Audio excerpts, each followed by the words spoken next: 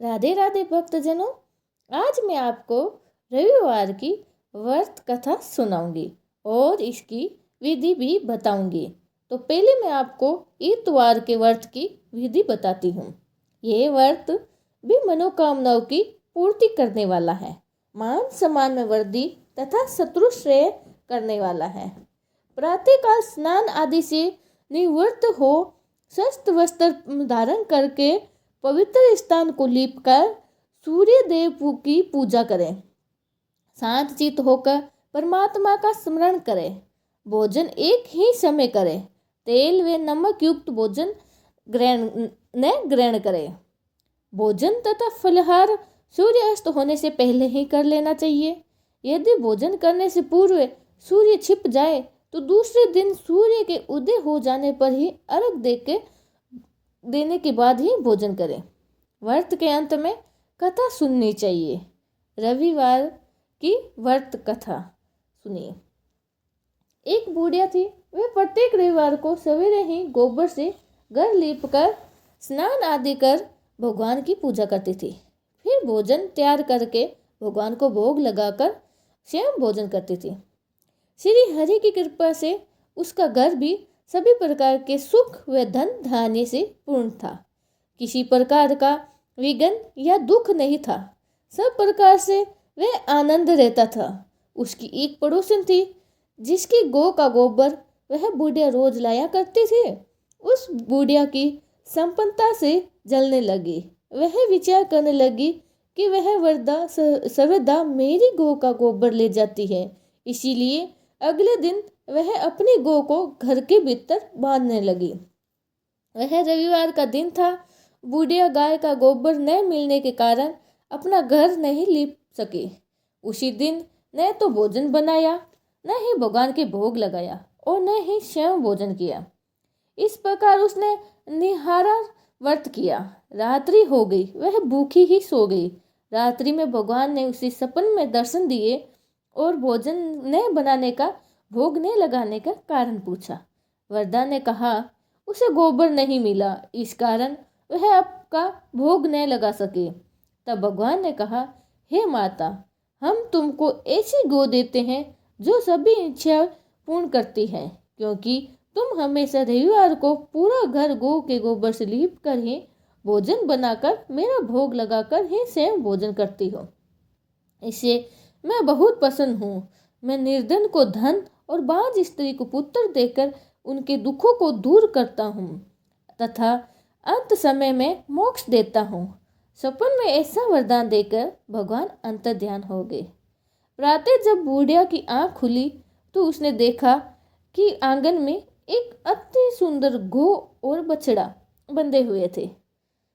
गौ और बछड़े को देखकर वह वरदा अत्यंत प्रसन्न हुई और उसने घर के अंदर बाहर बांध दिया।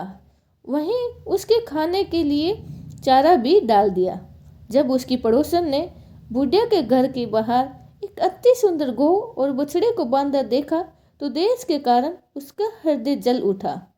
जब उसने देखा कि गौ ने सोने का गोबर किया है तो वह चोरी से उस गौ का गोबर उठाकर ले गई और अपनी गाय का गोबर उसकी जगह रख दिया। वह प्रतिदिन ऐसा ही करती। सीधी साधी बुढ़िया को उसकी इस चालाकी की खबर नहीं हुई। सर्वव्यापी ईश्वर ने सोचा कि ये चालाक पड़ोसन के कर्मों से बुढ़िया ठगी जा रही है। एक दिन भगवान ने संध्या के समय अपनी माया से बड़े जोर की आंधी चला दी। बुढ़िया माई ने आंधी की वजह से अपनी गौ को घर के भीतर बांध लिया।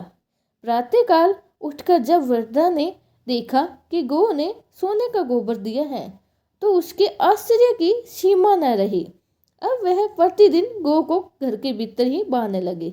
पड़ोसन ने देखा कि बुढ़िया गौ को घर के भीतर बांधने लगी है और उसको सोने का गोबर उठाने का दाव नहीं चला तो वह ईर्ष्या से और डहा से जल उठी। उसने अन्य कोई उपाय न देखकर उस देश के राजा की सभा में जाकर, महाराज, मेरे पड़ोस में एक वरदा है। उसके पास ऐसी गाय है जो नित्य सोने का गोबर देती है।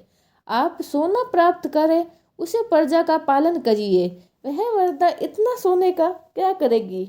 उसकी बात सुनकर राजा ने अपने दूतों को वरदा के घर गाँव लाने के लिए आदेश दिया। वरदा प्रातः भगवान का भोग लगाने और भोजन ग्रहण करने जा ही रही थी कि राजा के कर्मचारी गाँव खोल के ले गई। वरदा बहुत रोई चिल्लाई, किंतु राजा के कर्मचारियों के आगे उसकी कोई नहीं चली। उस दिन वरदा गाँव के वियोग में भोजन न कर सकी और रात भर रो रो के ईश्वर से गाँव को पुण्य पाने की प्रार्थना करने लगी। राजा गाँव को देखकर बहुत प्रसन्न हुआ, लेकिन अगले दिन ही सुबह जैसे ही वह उठा, सारा महल गोबर से भर दिया। राजा यह देख घबरा गया। रात्रि में राजा को सपना आया कि हे राजा, गाय वरदा को लौटा दो, इसी में तेरा भला है। उसके रविवार के व्रत से प्रसन्न होकर मैंने ये गाय उसे दी है। प्रातः होते ही राजा ने उस वरदा को महल में बुलाकर बहुत सारा धन दिया और साथ ही सामान सहित गाय बछड़ा उसे लौटा दिया। अपने कार्य के लिए उससे क्षमा प्रार्थना की। इसके बाद राजा ने उसकी पड़ोसन को बुलाकर उचित दंड दिया। इतना करने के बाद राजा के महल से गंदगी दूर हुई और समृद्धि तथा अपनी समस्त मनोकामनाएं की। उसी दिन राजा ने नगर निवासियों को आदेश दिया कि राज्य की समृद्धि तथा अपनी समस्त मनोकामनाओं की पूर्ति के लिए रविवार का व्रत करें। व्रत करने से नगर के लोग सुखी जीवन व्यतीत करने लगे। अब कोई बीमारी तथा प्रकृति का कोई प्रकोप उस नगर पर नहीं था। सारी प्रजा सुख से रहने लगी। राधे राधे। जय श्री कृष्ण।